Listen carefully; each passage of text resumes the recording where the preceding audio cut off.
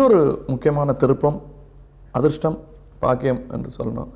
இந்த டெர்மினஸ்லேருந்து பஸ்ஸு புறப்படும் போது, கடைசி பஸ்ஸு புறப்படும் போது ஓடி போய் தொத்தி ஏறிக்கிட்ட ஒரு பிரயாணிக்கு இருக்கும் சந்தோஷம் எனக்கு கிடைத்தது வாழ்க்கையில் நடிகனாக. முக்கியமாக டிகேஎஸ் என்ற பயிற்சி கூட மூடப்படுவதற்கு முன்னால் அந்த பஸ்ஸில் தொத்தி ஏறிக்கிட்ட ஒரு கடைசி மாணவர்களில் நானும் ஒருவன். அந்த பயிற்சியும் எனக்கு கிடைத்தது. அந்த ஒரு காலகட்டமே வித்தியாசமான காலகட்டம்.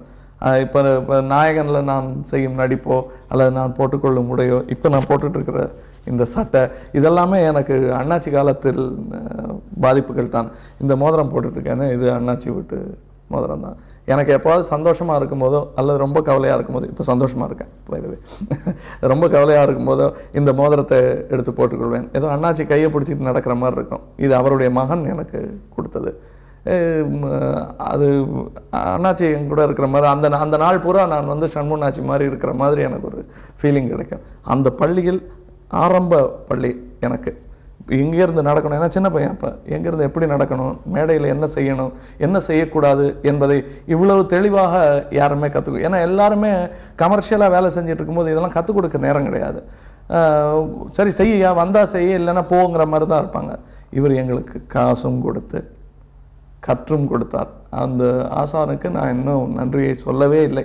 அதுக்குள்ளே அவர் செத்தும் போயிட்டார். நான் அதனால தான் திரும்ப திரும்ப பல பேட்டிகளில் அவரை பற்றி குறிப்பிட கடமைப்பட்டிருக்கிறேன். இது எனக்கு ஃப்ரீயாக ஒரு பெரிய, பல பேர் சரஸ்வதிம்பாங்க, கல்வியும்பாங்க, அதுக்கே பல பேர் உண்டு. என்னவாக இருந்தாலும் என் மூளைக்கு மெருகேற்றிய ஒரு முக்கியமான சிறப்புகளில் அவரும் ஒருவர். அந்த வாய்ப்பு எனக்கு கிடைத்தது. அது போக சினிமாவில் இன்னைக்கு எனக்கு கிடைச்ச வாத்தியார் மாதிரி கிடைக்கிறது ரொம்ப கஷ்டம். அது மற்றவங்களும் இருக்காங்க இதே வாத்தியார்கிட்ட கற்றுக்கிட்டவங்க. எனக்கு கிடைச்ச அந்த பாக்கியம் எல்லாருக்குமே கிடைக்கலையே. இதை எல்லாருமே ஒத்துப்பாங்க, இண்டஸ்ட்ரி பூரா ஒத்துக்கும். வாத்தியாராக இருந்து இன்று கற்றுக்கொண்டு கொடுக்கக்கூடிய ஒரு நடிகனுக்கு, முக்கியமாக திரு பாலச்சந்தர் அவர்கள், அதுவும் எனக்கு ஏற்பட்ட அதிர்ஷ்டம் தான். எனக்கு போய் சான்ஸ் கேட்கலாம் தெரியாது, திமிரெல்லாம் கிடையாது, அது அசட்டுத்தனம், கேட்கணுங்கிறது கூட தெரியாத ஒரு வயசு. அந்த நேரத்தில் எனக்கு தட்டில் வைத்து கொடுக்கப்பட்ட இந்த கல்வி, இதையும் கல்வின்னு தான் சொல்லணும். அவரை வாத்தியார்னு சொல்லும்போது இதை கல்வின்னு தான் சொல்லணும். இந்த கல்வி மறுபடியும் எப்படி சண்முகநாச்சி என்னை நாடகத்துக்கு தயார்படுத்தினாரோ அது மாதிரி அதிக நாள் இவருடன் இருக்க வாய்ப்பு கிடைத்ததுனால் 2 மடங்கு பயிற்சி எனக்கு கிடைத்திருக்கிறது. அதில் நான் மறுபடியும் எல்லா இடத்துலையும் துடுக்கான பிள்ளையாகத்தான் இருந்திருக்கிறேன்.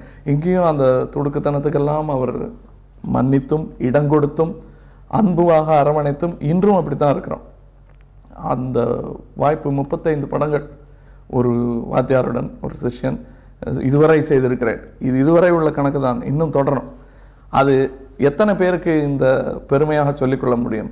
நல்லவர்கள், கற்றுக் கொடுக்கக்கூடியவர்கள், நல்ல எனக்கு பிற்பாடு வந்த தலைமுறையினர் கூட, என்னை வைத்து முதல் படம் டைரக்ட் செய்தவர்கள் கூட எனக்கு ஒரு விதத்தில் கற்றுக் கொடுத்துருக்கிறார்கள் நடிகனாக. அது நான் ஏதோ அவை அடக்கமாக கமலஹாசன் எவ்வளோ அடக்கமாக பேசுகிறாங்கிறதுக்காக சொல்லலை, அது நிஜம். நான் 16 வயது நிலைகள் கற்றுக்கொண்டது, நாயகனில் கற்றுக்கொண்டது, இன்னும் கூட வரப்போகிறாங்க. அடடே, இந்த ஆளுக்கு இப்படி தெரிஞ்சிச்சு, நம்ம ஏதோ பெரிய கொக்குன்னு நினச்சிட்டு இருந்தோமே என்று பொறாமைப்படும் அளவுக்கு அவங்கள ஏன் வாத்தியார்னு சொல்கிறதுக்கு வெக்கமாக இருக்குன்னா, நண்பனாக முதலில் ஏற்றுக்கொண்டு விட்டேன். அதனால் இல்லைன்னா இவங்களும் வாத்தியார் தான். இன்னும் நிறைய கற்றுக்கொடு. இதில் முக்கியமாக எனக்கு நான் பெருமையாக அல்லது பணிவாக எப்படி வேணால் வச்சுக்கலாம் சொல்லக்கூடிய விஷயம் என்னென்னா, இன்றைக்கும் மாணவனாக இருக்க வேண்டும் என்ற ஆசை எனக்கு இருக்கிறது. பணிவில்லை, ஆசை. ஆசை இருந்துருச்சுன்னா பணிவெல்லாம் அப்புறம் அதுக்காக கொடுக்கக்கூடிய ஒரு கூலியாகத்தான் நான் நினைத்துக்கொள்ளேன். அந்த பணிவை கூட எனக்கு அந்த ஆசை இருக்குது, மாணவனாக இருக்க வேண்டும் என்று. இன்னும் நான் நடிப்பில் கற்றுக்கொள்ள முடியும் என்ற சந்தேகமில்லாத உண்மை எனக்கு தெரியும். இந்த நடிகனுக்கு அதுதான் உதவியாக இருக்கும். சிவாஜி சார்லாம் ஃபஸ்ட்டு பராசக்தியில் வரும்போதே அப்படியே தகிக்கும் அக்னி. என்னோட முதல் படத்தை பார்த்தீங்கன்னா என்ன செய்கிறதுன்னு தெரியாத முழிச்சிட்டு இருந்த ஒரு இளைஞன் தான் தெரியும்.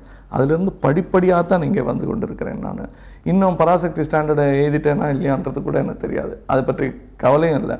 போயிட்டே இருக்கணும், கற்றுக்கிட்டே இருக்கணும், அதுக்கான வாய்ப்பு இருக்குது. இன்றைக்கி கூட எனக்கு கொஞ்சம் நேரமும்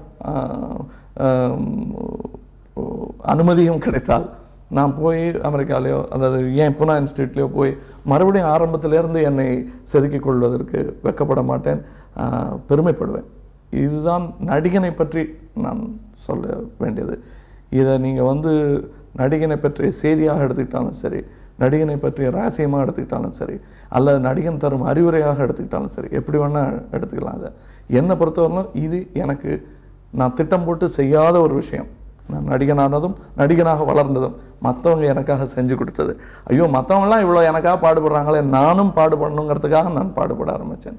மற்றபடி உண்மை என்னவென்றால், நான் இங்கே சம்பளத்துக்காக ஒரு நாளும் வேலை செஞ்சதே கிடையாது. எனக்கு ஒரு நாள் கூட வேலை நாளாக இருந்ததே கிடையாது. எல்லா நாளுமே லீவ் நாள். நான் சந்தோஷமாக ஸ்டூடியோவுக்கு போயிட்டு வந்தேன். சின்ன வயசுலேருந்து எல்லாரும் என்னை பார்த்துருக்காங்க.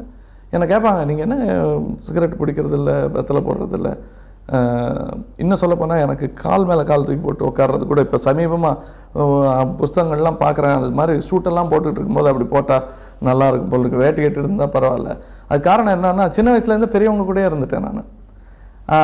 அதனால் எனக்கு சிகரெட் பிடிக்கணும்னு ஆசை இருந்து ஒரு வாட்டி கொளுத்தி பார்த்தா கூட திடீர்னு முத்துராமன் சார் வருவார், ஐயோன்னு போட்டுட்டு ஒழிச்சிட்டு ஓடுறதாகவே இருந்தது. இப்படி பயந்து பயந்து ஒரு சின்ன விஷயம் ஊதுபத்தி கொளுத்தி வாயில் உறிஞ்சிடறதுக்கு இது எதுக்கு செய்யணும்ன்ட்டு அப்படி விட்டது நல்ல ஆரோக்கியமான பழக்கமாகவே ஆகிவிட்டது.